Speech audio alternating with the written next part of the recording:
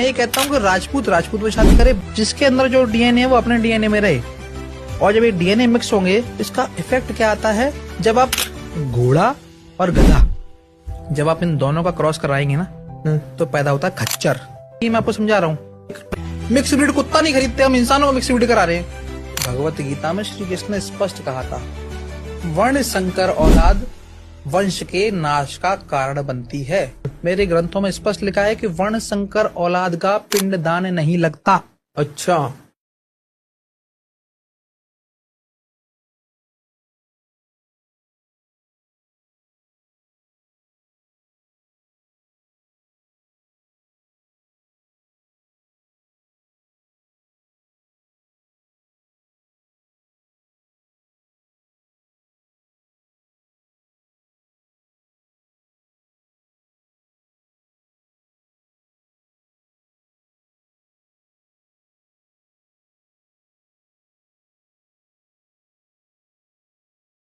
तो अक्सर हमने ऐसा वक्तव्य देखा है, खास तौर से राजपूतों, क्षत्रियों, रजवाड़ों, ठाकुरों, जाटों में और योद्धा संप्रदायों में, कि वो क्रॉस ब्रीडिंग, इंटर ब्रीडिंग नहीं करते, इसलिए वह अंतरजातीय विवाह, प्रतिलोम, अनुलोम का प्रणाली का विरोध करते हैं। कहते हैं कि इससे वर्ण संकर पैदा होंगे।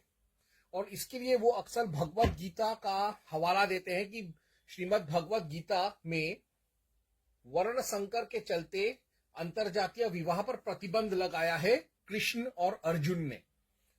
तो आज मैं गीतोपनिषद और दूसरे शास्त्रों के हिसाब से इसका विवेचना करने का प्रयास करूंगा। तो सर्वप्रथम मैं ये समझने का कोशिश करता हूं कि अर्जुन और कृष्ण दोनों ने खुद ही अंतरजातीय विवाह किए थे। जैसे अर्जुन ने चित्रांगदा से विवाह किया था और उलूपी से विवाह किया था। अर्जुन और पांडव जिस विदुर को अपना चाचा मानते थे, वो दासी और व्यास का मिश्रित शादी से पैदा हुआ था। कृष्ण के ने खुद जामवंत आदिवासी भाल्लुक वंश के आदिवासी के जामवंत की बेटी से विवाह किया था। भीम ने राक्षसी हिडिंबा से शादी किया था और उससे घटोत्कच पैदा हुआ था, जिसका इस्तेमाल पांडवों और अर्जुन ने किया था महाभारत कुरुक्षेत्र युद्ध में। अब मुद्दे पर आते हैं। मुद्दा है Bhagavad Gita 1.40-42 doesn't prescribe intercaste weddings, it only says calamities from moral corruption of ladies। तो भगवत गीता 1.40-42 ये कहता है मेरे हिसाब से कि उसमें अंतरजातीय विवाह पर प्रतिबंध नहीं है, उसमें महिलाओं के चरित्र के खराब होने से परिवार, समाज और रिश्तों में और राष्ट्र में क्या जहर फैल जाता है उसका बात किया गया है। ठीक वैसे ही भगवत गीता 1.40-42 में Krishna doesn't prescribe intercaste weddings, it only says calamities from moral corruption of ladies and society in general। दूसरी बात, भगवत गीता 1.40-42 में कृष्ण फिर से वो कहता है, पहले तो अर्जुन कहता है कि वर्ण संकर पैदा होंगे, अर्जुन कहता है, ना कि कृष्ण। फिर बाद में कृष्ण खुद कहता है भगवत गीता 1.40-42 में कि यदि वो अपना कर्म ना करे ईश्वर होने के नाते, तो समाज में अराजकता फैल जाएगा, व्यभिचार फैल जाएगा और अवांछित बच्चे यानी वर्ण संकर पैदा हो जाएंगे। तो इसमें कहीं अंतरजातीय विवाह के बारे में नहीं कहा गया है। उसमें कहा गया है कि चरित्र खराब हो जाता है और तरह तरह के वर्ण संकर पैदा हो जाते हैं। तो मैं कुछ एक बहुत सारे भगवत गीता के ग्रंथों से मैं पढ़ूंगा, क्योंकि भगवत गीता को कई अलग अलग संप्रदाय मानते हैं। तो भारत के प्रमुख जो संप्रदाय हैं उनके मैं भगवत गीता से पढ़ के अपना तर्क रखूंगा। तो पहले तो मैं उन सारे भगवत गीताओं को निकाल के छांट के रखा है, वो एक एक करके मैं पढ़ूंगा। जितने भी छोटे मोटे थोड़े बहुत भगवत गीता मेरे पास है, वैसे तो और दूसरे संप्रदायों में भी और बहुत सारे भगवत गीता के एडिशंस हैं, लेकिन मेरे पास जो है मैं उसका ही अध्ययन कर सकता हूं और उसका ही अध्ययन करूंगा। तो सर्वप्रथम मैं पढ़ूंगा भगवत गीता 1.40 to 42, फिर भगवत गीता 3.24। तो ये मैं पढ़ रहा हूं international society of Krishna consciousness ISKCON का अंग्रेजी संस्करण भगवत गीता का। Bhagavad Gita 1.40 to 42। When irreligion is prominent in the family, O Krishna, the women of the family become polluted, and from degradation of womanhood, O descendant of Vrishni, comes forward unwanted progeny. Unwanted progeny, वर्ण संकर का अर्थ है अवांछित बच्चे। आगे, an increase of unwanted population certainly causes hellish life both for the family and for those who destroy the family tradition. The ancestors of such corrupt families fall down because the performances for offering them food and water are entirely stopped.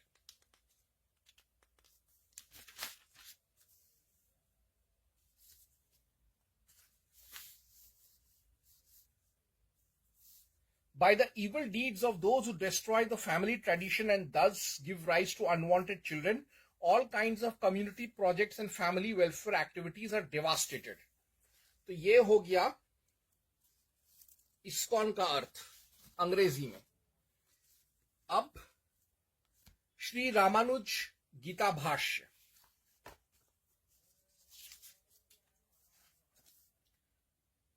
Here there is no loss of effort nor any accrual of evil.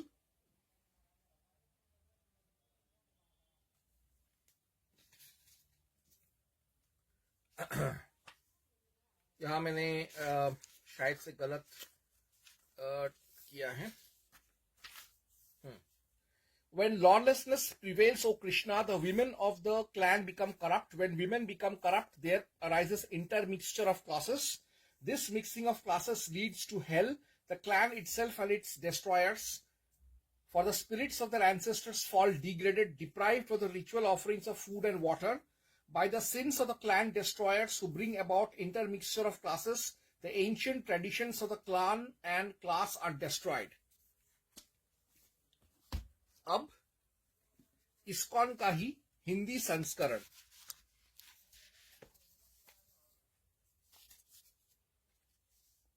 हे कृष्ण, जब कुल में अधर्म प्रमुख हो जाता है तो कुल की स्त्रियां दूषित हो जाती हैं और स्त्रीत्व के प्रतीक से पतन से हे वृष्णिवंशी अवांछित संतानें उत्पन्न होती हैं।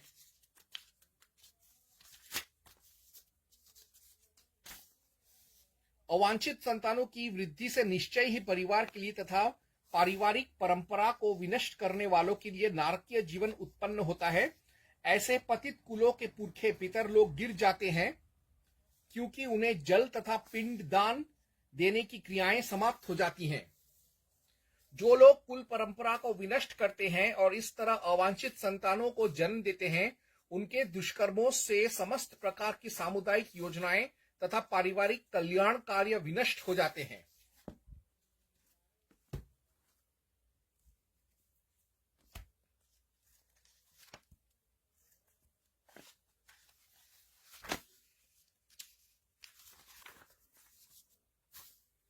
अब मैं पढ़ रहा हूं शंकराचार्य का श्रीमद् भागवत गीता भाष्य। ये रामकृष्ण वाले भी मानते हैं। With the downfall of the family, the eternal laws of righteousness fostered in the family will perish. When righteousness perishes, unrighteousness will overwhelm the entire family. Due to the sway of unrighteousness, Krishna, the women of the family will be ruined. From their ruination, confusion of classes is bound to ensue. Such confusion will land in hell the records of the family and the family itself. Then the ancestral spirits must indeed fall, robbed of the obsequial rights due to them.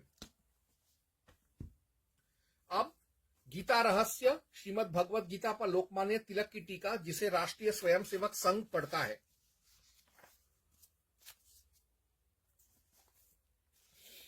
कुल का क्षय होने से सनातन कुल धर्म नष्ट होते हैं और कुल कर्मों के छूटने से समूचे कुल पर अधर्म की धाक जमती है।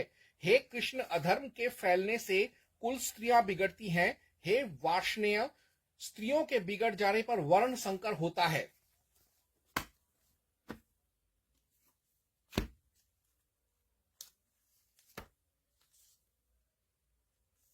अब मैं पढ़ रहा हूं आर्य समाज का श्रीमद् भगवत गीता। कुल के क्षय हो जाने पर कुल के जो सनातन धर्म है, कुल की जो संतान सनातन पुरानी परंपराएं हैं, सदियों के अनुभव के आधार पर कुल की जो मर्यादाएं बन चुकी हैं वे नष्ट हो जाती हैं। जब कुल की मर्यादाएं परंपराएं नष्ट हो गई, तब इन परंपराओं के नष्ट हो जाने पर संपूर्ण कुटुंब में, संपूर्ण समाज में अधर्म का बोलबाला हो जाता है। जब कुटुंब तथा समाज में अधर्म फैल जाता है, तब हे वार्ष्णेय, कुटुंब तथा समाज की स्त्रियां बिगड़ जाती हैं, भ्रष्ट हो जाती हैं। जब स्त्रियां भ्रष्ट हो जाती हैं, तब वर्ण संकर हो जाता है, विभिन्न जातियों का मिश्रण हो जाता है। और यह वर्ण संकरता कुल नष्ट करने वालों को और कुल को दोनों को निश्चय से नरक में ले जाती है, क्योंकि इनके पितरों को, बुजुर्गों को, बड़े बूढ़ों को दाना पानी देने वाला कोई नहीं रहता और वे बेचारे जीवन में ही नरक भोगने लगते हैं। तो यानी भगवत गीता 1.42 जिस पर ये रजवाड़ा कमर में तलवार लटकाकर नाच रहा है और बोल रहा है कि अंतरजातीय विवाह भगवत गीता 1.42 में प्रतिबंधित है, इसलिए हम नहीं करेंगे, हम राजपूत नहीं करेंगे, ये गलत है। क्योंकि जो भगवत गीता 1.42 में ये कह रहा है कि स्त्रियों का जब चरित्र स्वभाव खराब हो जाता है, जब वो चरित्रहीन हो जाती हैं, तब वर्ण संकर पैदा होते हैं और तब वो लोग व्यभिचार और बिना जाति देखकर शादी और शारीरिक संबंध बनाते हैं, जिससे हरामी बच्चे पैदा होते हैं, जिससे समाज और कुल और राष्ट्र बर्बाद हो जाता है। अब मैं पढ़ूंगा भगवत गीता 3.24, जिसमें Krishna talks about degeneration, not intercaste wedlocks only specifically. तो मैं अभी दूसरा जो श्लोक है भगवत गीता 3.24 धीरे धीरे सारे संप्रदायों का मैं पढ़ूंगा। यह है आर्य समाज का विशुद्ध श्रीमद् भगवत गीता। भगवत गीता 3.24, यदि मैं कर्म करना छोड़ दूं, मेरा अनुकरण करने के कारण लोग भी कर्म करना छोड़ दें, तो ये सब लोग नष्ट हो जाएं, मैं संसार में अव्यवस्था फैलाने वाला बन जाऊं और इन लोगों का विशाल विनाश कर बैठूं। आरएसएस का गीता रहस्य। यदि मैं कर्म ना करूं तो ये सारे लोग उत्सन्न अर्थात नष्ट हो जाएंगे। मैं संसार में संकरता होऊंगा और संकर करता होऊंगा और इन प्रजाजनों को मेरे हाथ से नाश होगा।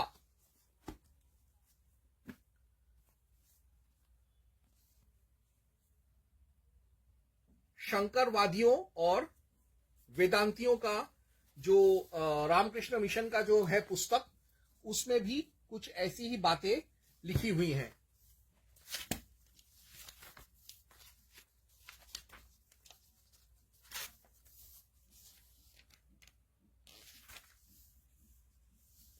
If I don't work, the worlds will perish. I may cause confusion and may ruin these living beings.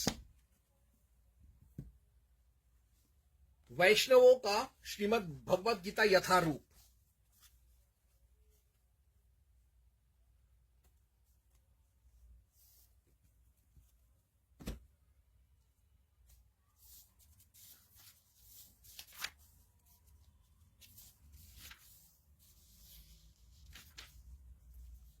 यदि मैं नित्य कर्म ना करूं तो ये सारे लोग नष्ट हो जाएं, तब मैं अवांछित जन समुदाय वर्ण संकर का उत्पन्न करने का कारण हो जाऊंगा और इस तरह संपूर्ण प्राणियों की शांति का विनाशक बनूंगा। रामानुजवादियों का श्री रामानुज गीता भाष्य।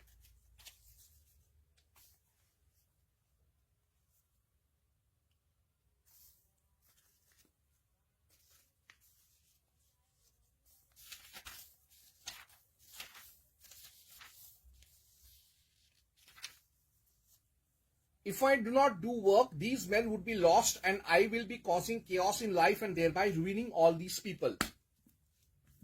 और अंत में भगवत गीता अंग्रेजी में इस्कॉन का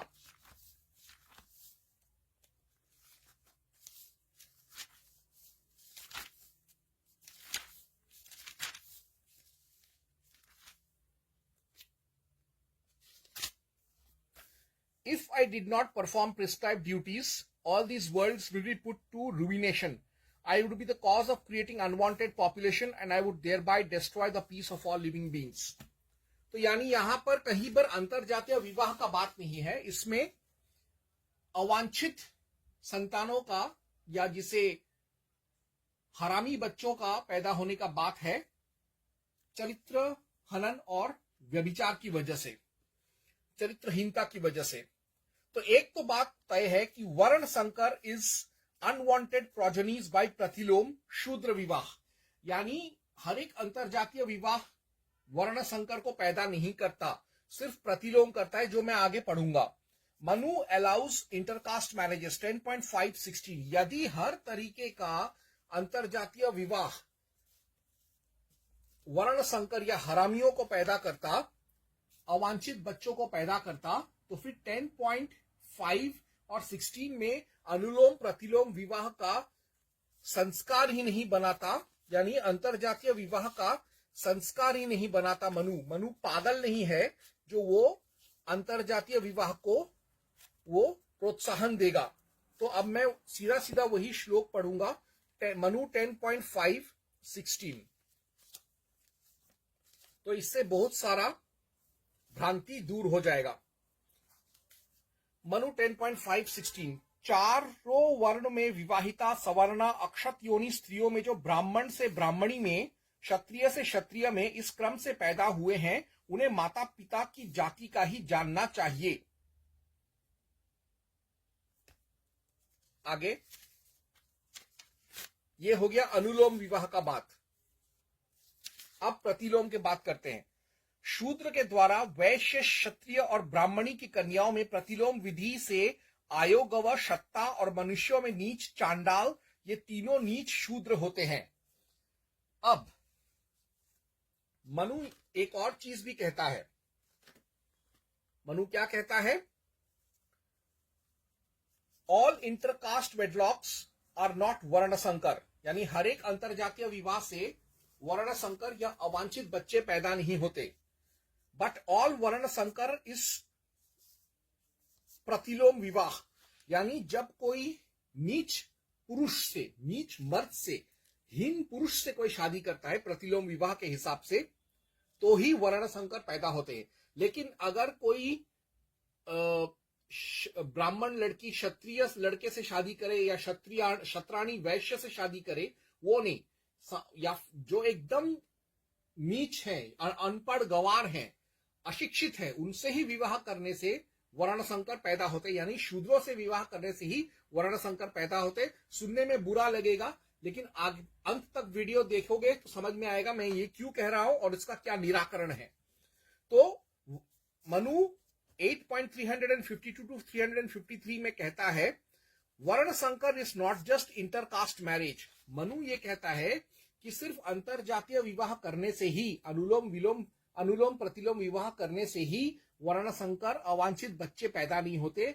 बहुत सारे ऐसे दुष्कर्म या बुरे कार्य करने से भी वर्ण संकर पैदा होते हैं. ये लिखा है मनु 8.352 to 353 में.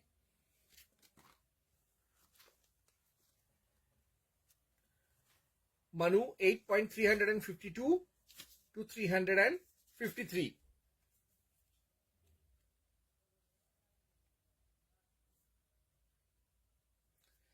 राजा को चाहिए कि पराई स्त्रियों से विषय करने वाले मनुष्यों को अनेक भांति के उद्वेगजन दंडों से नाक कान आदि कटवाकर देश से निकाल दे.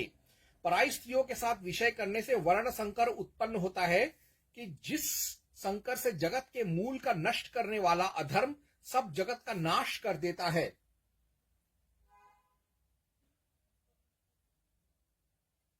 तो ये पूरी तरीके से पता चल रहा है कि वर्ण संकर जो है सिर्फ अंतर जातीय विवाह नहीं, व्यभिचार से भी पैदा होते हैं। और आगे मनु एक और जगह भी एक बहुत महत्वपूर्ण बात कहता है। मनु 10.24 स्त्री गमन, अपने गोत्र में विवाह और अपने कर्मों का त्याग कर इनके करने से भी ब्राह्मण आदि तीनों वर्णों में वर्ण संकर होते हैं।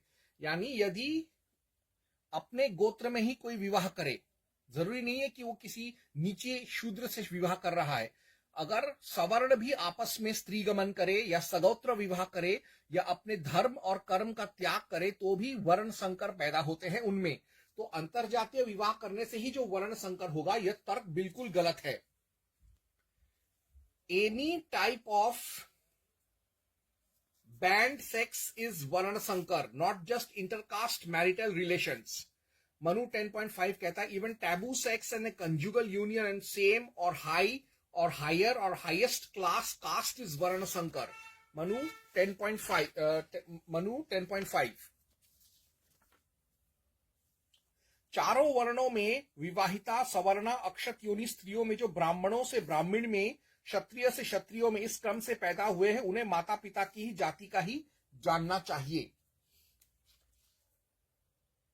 अब मैंने जैसा कहा कि अगर ऊंची जाति में भी अगर लोग आपस में व्यभिचार करें तो भी वर्ण संकर पैदा होता है। इसका उदाहरण है मनु 3.174 बास्टर्ड्स आर वर्ण संकर, यानी हरामी बच्चे जो हैं वो वर्ण संकर होते हैं।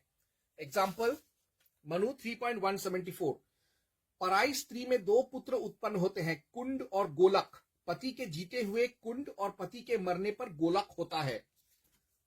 फिर मनु 9.147 और मनु 9.66 to 68 कहता है नियोग और वर्ण संकर। नियोग प्रथा से जो बच्चे पैदा होते हैं वे भी वर्ण संकर होते हैं। उसका प्रमाण 9.147, 9.66 to 68।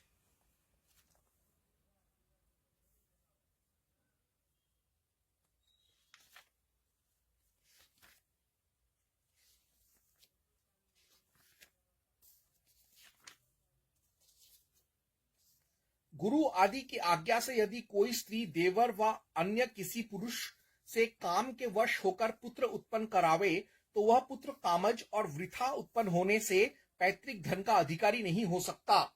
मनु 9.66 to 88।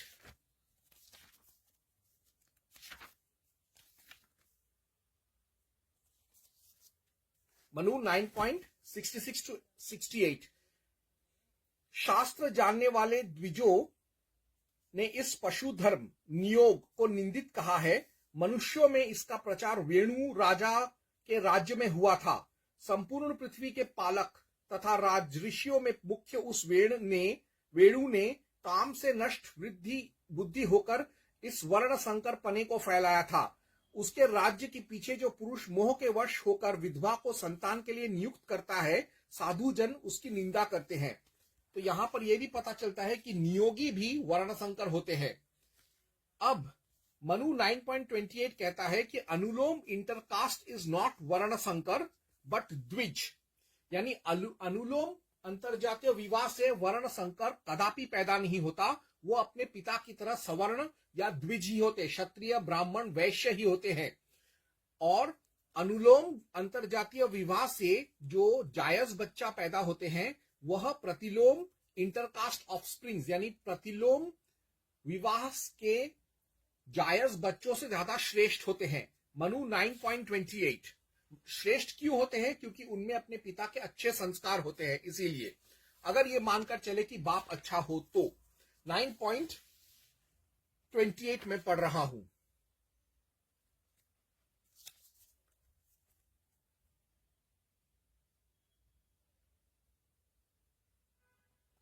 संतानोत्पत्ति, अग्निहोत्र आदि धर्म कार्य, सेवा, उत्तम रति और पितरों के तथा अपने स्वर्ग प्राप्ति के कार्य केवल पत्नी के ही अधीन होते हैं। 10.28 भी इस हिसाब से पढ़ना बहुत जरूरी है।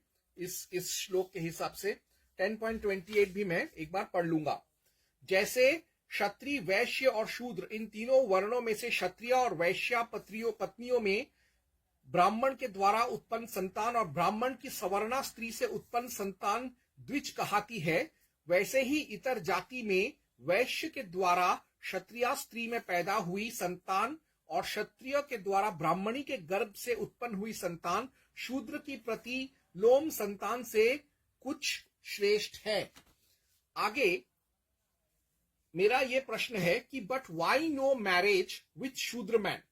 अगर शूद्र भी आर्य ही हैं, चातुर्वर्ण के ही हिस्से हैं, शूद्रों का अगर सवर्णों के साथ गोत्र एक है जैसा कि मनु खुद कहता है, तो फिर शूद्र मर्द, शूद्र पुरुष के साथ एक सवर्ण स्त्री या ऊंची जाति की लड़की क्यों शादी नहीं कर सकती? इसका जवाब मिलता है व्यास स्मृति 2.10 मनु 5.89 में, जो कि एंटी प्रतिलोम है। वो वो भले बोलते हैं कि एंटी प्रतिलोम क्यों है, यानी वो प्रतिलोम विवाह के हक में क्यों नहीं है। मनु 5.89 में पहले पढ़ूंगा।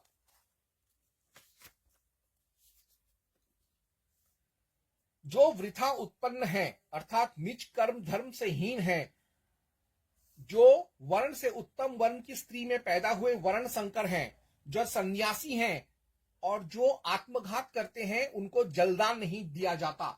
यानी जो वर्ण संकर है ना उनको पिंडदान होता है ना उनका पिंडदान देना चाहिए, ऐसा मनु कह रहा है। लेकिन मनु ऐसा क्यों कह रहा है वो पढ़ना जरूरी है, वो समझना बहुत जरूरी है। जब मैं ये बात कहता हूं कि हिंदू हिंदू सब भाई भाई हैं, तो उसमें ऐसा चीज क्यों लिखा है कि सवर्ण लड़की किसी शूद्र या दलित ओबीसी एसटी एससी लड़के से शादी क्यों नहीं कर सकती, वो जानना बहुत जरूरी है। तो इसलिए अभी मैं पढ़ रहा हूं व्यास स्मृति 2.10, इसमें भी एंटी प्रतिलोम विवाह ही दिया हुआ है। तो व्यास स्मृति 2.10 कहता है ब्राह्मण क्षत्रिय और वैश्य को विवाहे और क्षत्रिय वैश्य को विवाहे और ब्राह्मण शूद्री को और नीच वर्ण उत्तम वर्ण की कन्या को न विवाहे। यानी ब्राह्मण जो है एसटी एससी ओबीसी शूद्र दलित से शादी कर सकता है, क्षत्रिय एसटी एससी ओबीसी ईडब्ल्यूएस शूद्र दलित लड़की से शादी कर सकता है, वैश्य यानी बनिया वो भी एसटी एससी ओबीसी ईडब्ल्यूएस शूद्र दलित लड़के से शादी कर सकता है। यानी जो जनरल कैटेगरी वाले हैं, अनरिजर्व कैटेगरी वाले हैं, हायर क्लास हाई कास्ट सवर्ण है, द्विज हैं, वो लोअर क्लास वालों कोटा वालों के साथ शादी कर सकते हैं, रिजर्व कैटेगरी वालों से शादी कर सकते हैं। लेकिन रिजर्व कैटेगरी का लड़का जनरल कैटेगरी की लड़की से शादी नहीं कर सकता, ये व्यास और मनु का कहना है। अब ये बात क्यों है, वाई सो, इसका जवाब पढ़ने के लिए, इसका जवाब समझने के लिए, इसका तर्क समझने के लिए हमको पढ़ना पड़ेगा वात्स्यायन कामसूत्र कन्या संप्रयुक्तम 3.1.21, जो ये कहता है कि अगर कोई दलित लड़का किसी सवर्ण लड़की से शादी करता है तो वह घर जमाई बनेगा, जो कि समाज के लिए ठीक नहीं है। या तो उसको नौकर बना के रखेंगे उसके उसके ससुराल वाले, यानी उसकी हाई कास्ट बीवी के हाई कास्ट जो खानदान के लोग हैं उसको गुलाम बनाकर रखेंगे, उसको मानसिक और शारीरिक गुलाम बना के, पंगु बना के रखेंगे। तो मैं पढ़ रहा हूं कामसूत्र कन्या संप्रयुक्तम 3.1.21, जो ये कहता है जिस संबंध में कन्या लेकर वर नौकरों की तरह रहे उसे उच्च संबंध समझना चाहिए। बुद्धिमानों ने इसका त्याग कर दिया है। निर्धन एवं बिना भविष्य उज्जवल का वर कन्या के साथ ब्याह करके नौकरों की तरह रहता है, उसे उच्च संबंध समझना चाहिए क्योंकि उसने बड़े घर की लड़की के साथ संबंध किया है। ऐसे संबंध को स्वाभिमानी छोड़ देते हैं। जो मरे दिल के हैं, कुछ भी गौरव नहीं रखते, वे ऐसे संबंधों को करते हैं। यानी घर जमाई बन के रहो, नौकर बन के रहो, दास बन के रहो अपने बीवी के माँ बाप के, तो फिर ये किसी मर्द को जचता नहीं है। और इसीलिए इस तरीके का शादी यानी प्रतिलोम विवाह बैंड है, और इस प्रतिलोम विवाह के बच्चे भी बैंड हैं। अब प्रतिलोम विवाह के बच्चे बैंड क्यों हैं? और औरत, ये तो हो गया पुरुष का नजरिया, स्त्री का नजरिया क्या है? मनु कहता है, Manu 9.22, after wedding woman becomes like her husband and his clan.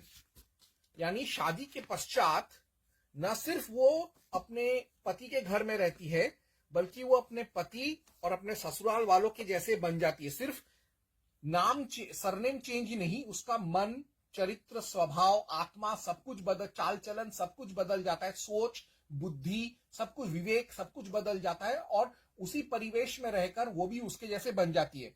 Manu 9.22 जैसे नदी का जल समुद्र में मिलने से खारी हो जाता है, उसी भांति स्त्रियों में भी अच्छे या बुरे मनुष्य के साथ विवाह होने से उन्हीं के समान गुणयुक्त हो जाती हैं। यानी अगर अच्छे आदमी से शादी हो गया अनुलोम विवाह के तहत किसी शूद्रा लड़की का, दलित लड़की का ऊंचे घर में, तो उसका तो जीवन सुधर जाएगा, कल्याण हो जाएगा। लेकिन ऊंचे घर की लड़की का अगर नीचे घर के लड़के से शादी होगा तो एक तो उसको वो गरीबी में वो उसकी जिंदगी गुजरेगी और उनके फालतू या गंदे पर्यावरण में वो भी बिगड़ जाएगी। शादी के बाद अच्छा होने के बजाय वो और बिगड़ जाएगी। तभी वो चरित्रहीन होने का डर होता है और बुरे बुरे व्यसनों का वो शिकार हो जाएगी।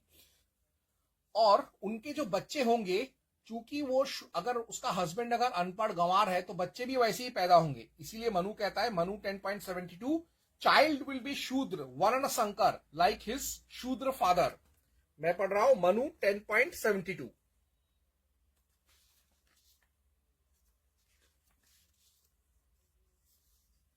केवल बीज के ही प्रभाव से तिर्यक योनि में उत्पन्न होकर भी ऋष्य, श्रृंग आदि नमस्कार के योग्य हैं और पूजित हुए थे। इसीलिए उत्तम बीज की पंडित प्रशंसा करते हैं। यानी जो बीज होता है, यानी बाप का जो जीन्स होता है, सीमन होता है, स्पर्म होता है, वीर्य होता है, वो बहुत हद तक बाप का जो संतान होता है, बेटा होता है या बेटी होता है, उसके चरित्र स्वभाव पर असर रखता है। ये एक जेनेटिकल फैक्ट है, साइंटिफिक फैक्ट है, बायोलॉजिकल फैक्ट है। तो इसीलिए अगर बाप अगर बुरा होगा तो बेटा भी बुरा होगा, उसका 100% संभावना होता है। इसीलिए वर्ण संकरों को लोग भय की दृष्टि से देखते हैं। इसी वजह से मनु 10.12, 16, 42, 66 to 67 में कहा है, ओनली शूद्र प्रतिलोम इज वर्ण संकर। जैसे एक जगह मैंने अभी पढ़ा कि यहां मनु 10.24 में कि हाई कास्ट लड़का किसी लो कास्ट लड़की से तो शादी कर सकता है, मनु 10.28 में मैंने पढ़ा। लेकिन लो कास्ट लड़के से लड़की अगर शादी करेगी तो सबका बुरा होगा, सबका नाश होगा। इस चीज को मनु आराम से समझाया। मैं मनु 10.12, 16, 42, 66 to 67 में, जो मैं धीरे धीरे सब पढ़ूंगा।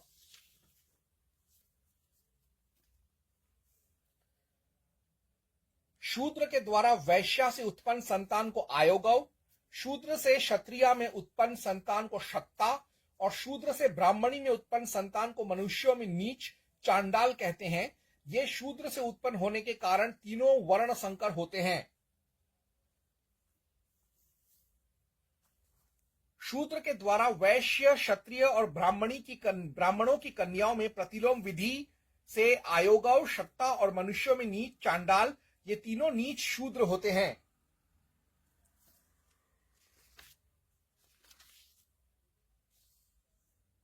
उक्त 6 प्रकार के पुत्र युग युग में तप और वीर्य के प्रभाव से जन्म की अपेक्षा मनुष्यों में उत्तम और नीच हो जाते हैं। जैसे तप के प्रभाव से विश्वामित्र क्षत्रिय से ब्राह्मण हो गए।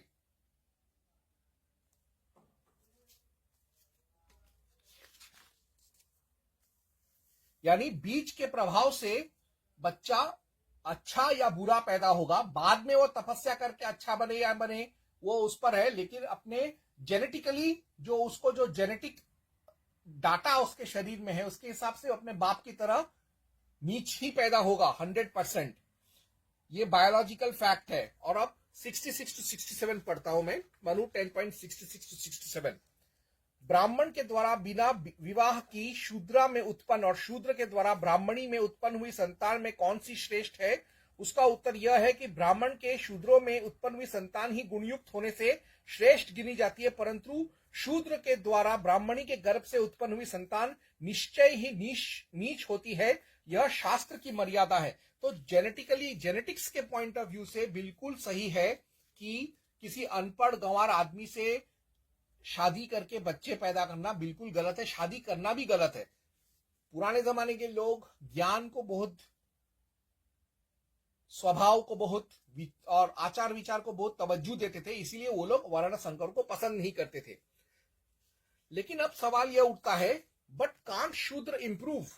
क्या कोई शूद्र अपने आप को अच्छा नहीं बना सकता? शूद्र अगर कुल में पैदा हुआ है तो उसका दोष क्या है? क्या वो किसी ऊंचे जाति की लड़की से विवाह नहीं कर सकता, प्रेम नहीं कर सकता?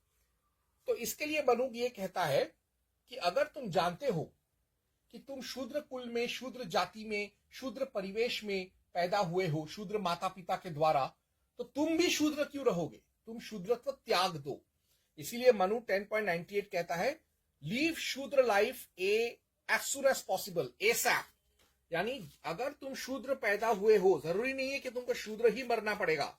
तुम जितनी जल्दी हो सके अपना शूद्रत्व को छोड़ दो, अपने अंदर से शूद्र भाव को छोड़ दो। Manu 10.98, leave Shudra life. वैश्य निज धर्म से जीविका करने में असमर्थ हो तो निषिद्ध कर्मों को छोड़कर शूद्र वृत्ति से जीविका करे, परंतु समर्थ होने पर शूद्र वृत्ति छोड़ दे। शूद्र वृत्ति से शायद जीविका करना पड़े मजबूरी में, लेकिन समर्थ होने पर शूद्र वृत्ति छोड़ देना चाहिए। ये मनु का विचार है, न सिर्फ शूद्रों वैश्यों बनियों के लिए, शूद्रों के लिए भी, घोर शूद्रों के लिए भी।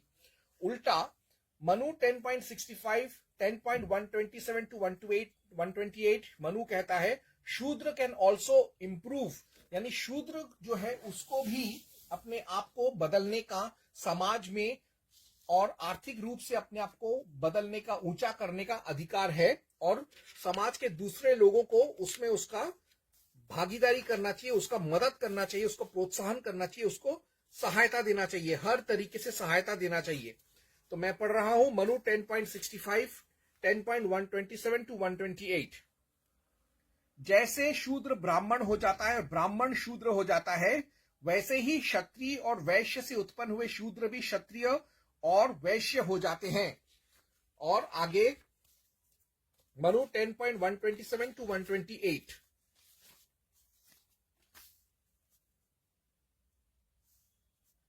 धर्मज्ञ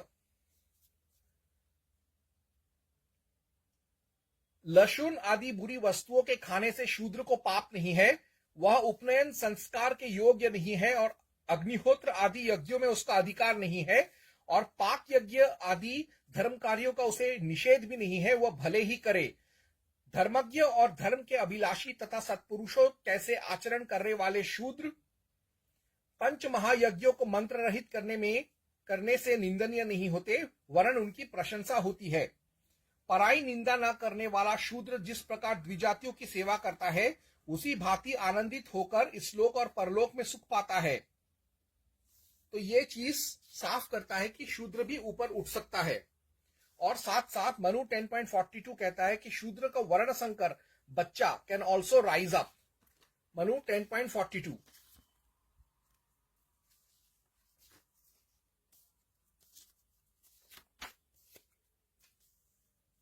उक्त 6 प्रकार के पुत्र युग युग में तप और वीर्य के प्रभाव से जन्म की अपेक्षा मनुष्यों में उत्तम और नीच हो जाते हैं। जैसे तप के प्रभाव से विश्वामित्र क्षत्रिय से ब्राह्मण हो गए।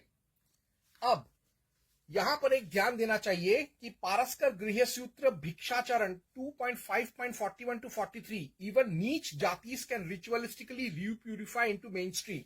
यानी सवर्ण, क्षत्रिय, ब्राह्मण, वैश्य, खासतौर से ब्राह्मणों को यह उपदेश है कि जो व्रात्य हैं, वर्ण संकर हैं, शूद्र है, चांडाल हैं, अगर वो संस्कार करके, पूजा पाठ, यज्ञ, प्रायश्चित करके वापस से वो अपने आप को मुख्य धारा में लाना चाहते हैं, सभ्य समाज में बैठना उठना चाहते हैं, तो उनके लिए भी रीति रिवाज है जिसे वो करके ऐसा कर सकते हैं।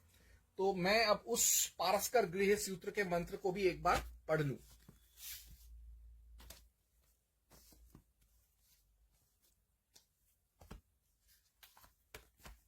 मैं पढ़ रहा हूं पारस्कर गृह सूत्र भिक्षाचरण 2.5.41 to 43।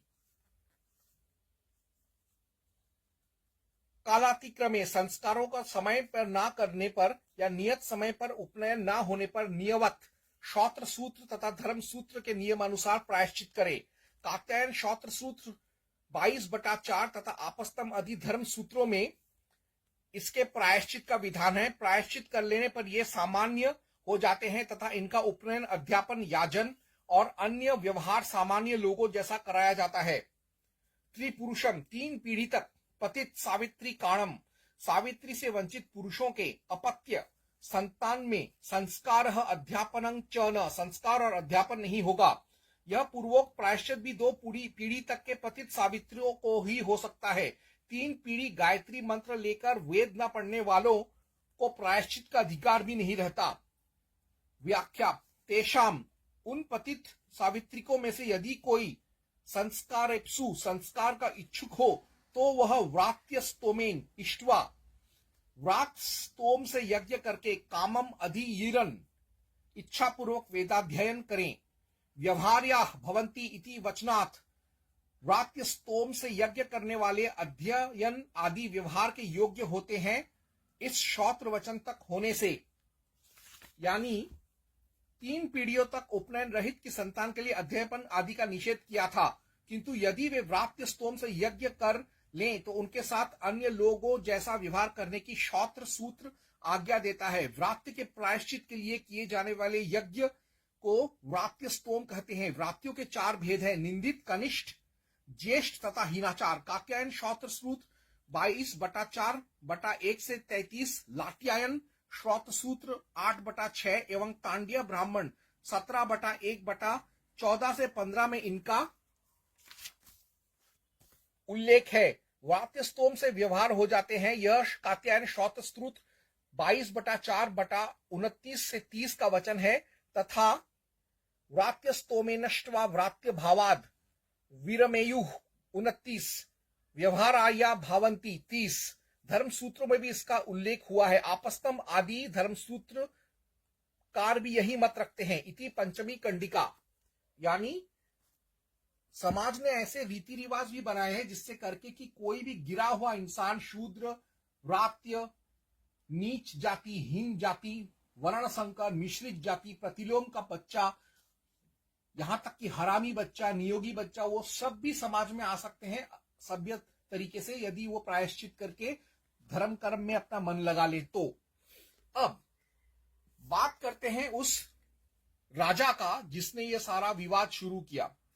तो मैं एक चीज उस राजा को बड़े नम्र भाव से कहना चाहूंगा कि भगवत गीता 4.13 18.45 ये कहता है कि वर्ण इज एज पर गुण, स्वभाव, चरित्र प्लस कर्म।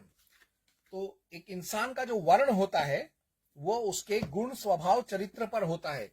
ठीक है, वो जन्म लिया ब्राह्मण घर में, ब्राह्मण कुल में, ब्राह्मण वर्ग और वर्ण में, लेकिन अगर अल्टीमेटली उसका गुण, स्वभाव, चरित्र, कर्म, धर्म अगर ब्राह्मणों जैसा नहीं है तो उसको भी ब्राह्मण श्रेणी से लात मार के निकाल दिया जाता है। और ये हम देखते भी हैं, रियल लाइफ में होता भी है। तो मैं पढ़ रहा हूं भगवत गीता 18.45।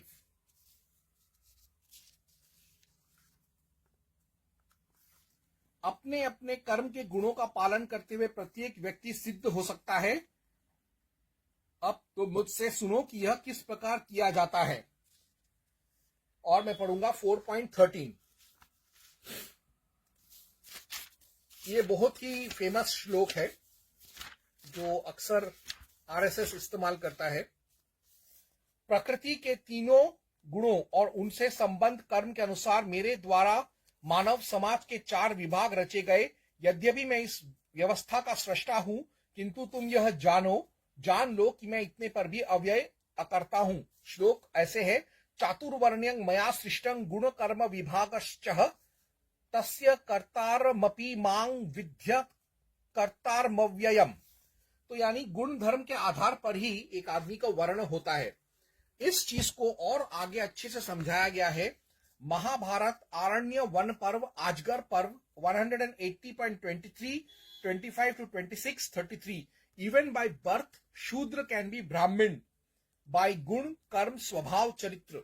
यानी महाभारत में यह लिखा हुआ है कि यदि एक शूद्र, भले ही वो शूद्र कुल में पैदा हुआ हो, जन्म से हीन हो, वर्ण संकर हो, चांडाल हो, नीच हो, लेकिन अगर उसका गुण, स्वभाव, बुद्धि, कर्म, धर्म, आस्था अगर अच्छा है तो वो ब्राह्मण बन सकता है, ब्राह्मणों से भी श्रेष्ठ बन सकता है।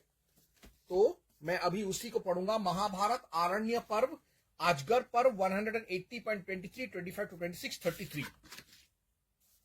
सर्प बोला, युधिष्ठिर, सत्य एवं प्रमाणभूत ब्रह्म तो चारों वर्णों के लिए हितकर है। सत्य, दान, अक्रोध, अक्रूरता का अभाव, अहिंसा और दया आदि सद्गुण तो शूद्रों में भी रहते हैं।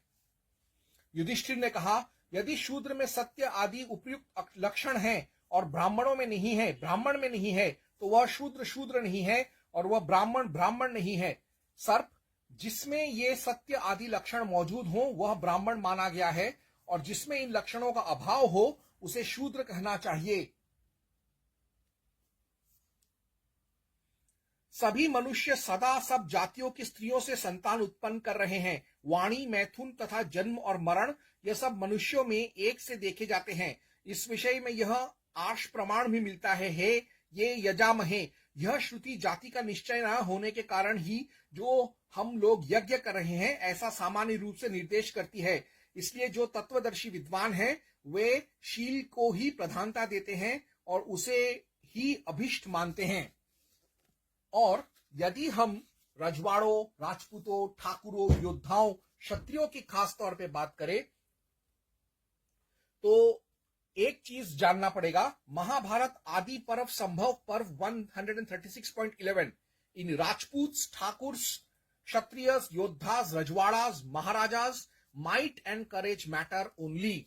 यानी एक क्षत्रिय का जो पहचान है उसके जन्म से नहीं होता, उसके वीरता से, उसके बुद्धि से, उसके धर्म से, उसके कर्म से, उसके आक्रामक स्वभाव से, उसके रक्षात्मक स्वभाव से ही एक क्षत्रिय को पहचाना जाता है। सिर्फ जन्म से ही क्षत्रिय होने से कोई क्षत्रिय नहीं होता। ये खुद दुर्योधन कह रहा है, दुर्योधन जैसा अगाध विद्वान और खतरनाक क्षत्रिय। तो मैं पढ़ रहा हूं महाभारत आदि पर्व संभव पर्व 136.11। क्षत्रियों में बल की ही प्रधानता है। बलवान होने पर क्षत्र बंधु हीन क्षत्रिय से भी युद्ध करना चाहिए अथवा मुझ क्षत्रिय का मित्र होने के कारण कर्ण के साथ तुम्हें युद्ध करना चाहिए। शूरवीरों और नदियों की उत्पत्ति के वास्तविक कारण को जान लेना बहुत कठिन है। आगे दुर्योधन फिर कहता है, महाभारत आदि पर्व संभव पर्व 135.35 क्षत्रियहुड by DNA, RNA, birth and genes, occupation, personal guns, all of above। यानी महाभारत आदि पर्व संभव पर्व 135.35 ये कहता है कि एक क्षत्रिय का पहचान उसके क्षत्रिय कुल, क्षत्रिय परिवार, क्षत्रिय वर्ग, क्षत्रिय वर्ण, उसके क्षत्रिय व्यवसाय, उसके क्षत्रिय जैसे गुण, क्षत्रिय स्वभाव, क्षत्रिय चरित्र, क्षत्रिय धर्म, क्षत्रिय कर्म, और या तो सब में से उसका पहचान होता है या इनमें से किसी एक से उसका पहचान होता है। मैं पढ़ रहा हूं वही श्लोक।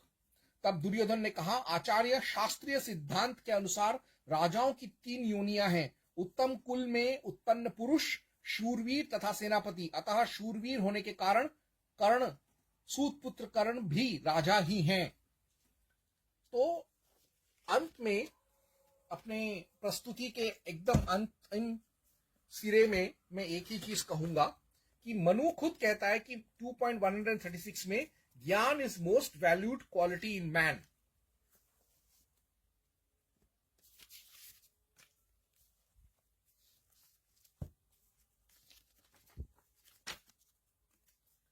धन, बंधु, आयु, कर्म और 5वीं विद्या ये मान्यता के स्थान हैं। जो जो पीछे है वही पहले से बड़ा है, अर्थात धन से बंधु बड़ा है इत्यादि। यानी पुराने जमाने में जो शूद्र थे उनका पढ़ाई लिखाई हुआ नहीं है गरीबी की वजह से, या उन्होंने नहीं किया या पूरा नहीं किया या पूरा नहीं कर पाए, पूरा करने नहीं दिया गया, तो इसी वजह से वो लोग अशिक्षित रह गए। अशिक्षा की वजह से उनका स्वभाव, चरित्र, मन, बुद्धि, उनका कर्म, उनका धर्म, उनका चरित्र भी हीन या नीच हो जाता है।